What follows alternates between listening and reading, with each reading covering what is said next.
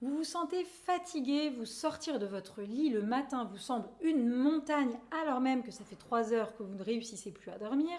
Vous n'avez pas envie d'aller à ce dîner chez des amis que pourtant vous appréciez énormément, mais non là vraiment c'est viscéral, impossible d'y aller, pas envie. Et cette situation traîne déjà depuis quelques semaines. Est-ce que vous avez songé que vous pourriez présenter un épisode dépressif ? Je suis Yasmine, médecin psychiatre, médecin du sommeil et je vous partage des infos, des conseils en santé mentale, sommeil, bien-être ou encore sport. Selon une enquête menée par Santé publique France en 2021, 12,5% des personnes âgées de 18 à 85 ans auraient vécu un épisode dépressif caractérisé au cours des 12 derniers mois. Ça fait donc une personne sur 8 sur un an. Les valeurs sont en augmentation et la progression la plus importante a été observée chez les jeunes adultes 18-24 ans avec une hausse de 9 points entre 2017 et 2021 de 12 à 21%, un jeune sur 5. Selon les données de l'assurance maladie, environ 1,2 million de séjours hospitaliers en psychiatrie sont liés à des troubles dépressifs chaque année en France. Environ 40% des personnes souffrant de dépression sévère ne reçoivent pas les soins appropriés dont ils auraient besoin, malgré les efforts pour améliorer l'accès aux consultations et aux traitements. Il existe différents degrés d'épisodes dépressifs, léger, moyen, sévère. Dans un épisode dépressif, la personne ressent une baisse de l'humeur, une réduction de l'énergie et une diminution d'activité. Il y a une altération de la capacité à ressentir du plaisir dans les petites choses du quotidien, avec une perte d'intérêt, une diminution des capacités à être attentif et se concentrer et donc à mémoriser, voire même un certain ralentissement psychomoteur.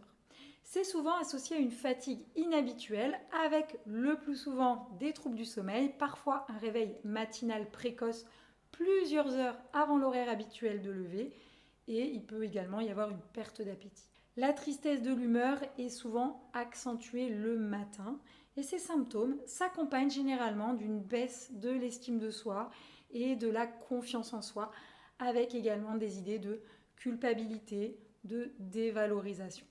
On peut voir aussi une perte de libido, même dans les épisodes légers. C'est le nombre et la sévérité de ces symptômes qui permet de déterminer l'intensité de la dépression.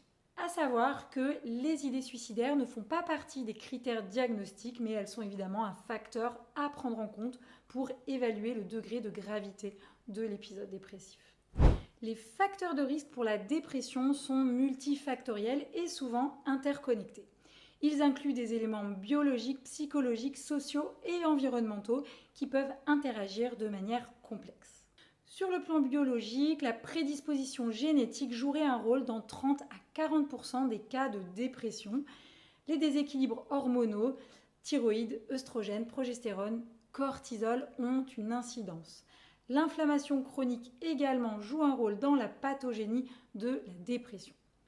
Pour ce qui est des facteurs psychologiques, les événements stressants de la vie comme la perte d'un proche, un divorce, des problèmes financiers ou des changements majeurs dans la vie peuvent déclencher ou exacerber des épisodes dépressifs. Les expériences traumatisantes, y compris les abus physiques, émotionnels ou sexuels pendant l'enfance, sont des facteurs de risque importants pour la dépression. Et également des interactions parents-enfants dysfonctionnelles qui peuvent affecter la capacité de régulation des émotions et la résilience psychologique. Sur le plan social, l'isolement et le manque de soutien social sont des facteurs de risque importants. Les conditions de vie difficiles, la précarité le sont aussi. Le mode de vie est également un facteur de risque ou de protection. On peut voir ça dans le sens choisi puisque c'est un levier potentiellement actionnable par tous.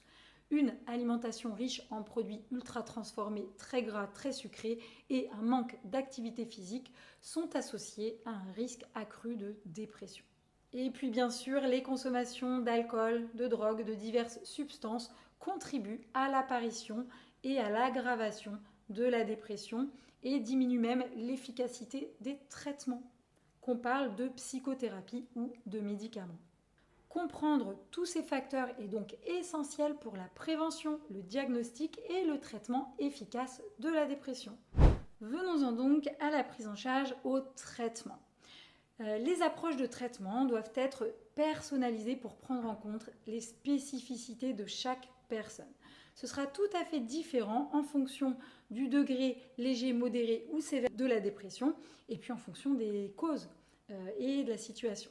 Donc la première étape, ça va être de consulter un psychiatre idéalement et sinon votre médecin traitant ou un psychologue. L'objectif, ça va être d'évaluer le degré de sévérité de vos symptômes et des retentissements sur votre quotidien. Pour certains, parler va déjà aider à éclaircir le tableau, débloquer des émotions, prendre conscience, faire prendre des décisions. Réfléchir à sa situation, son mode de fonctionnement, aux actions qui peuvent être mises en place.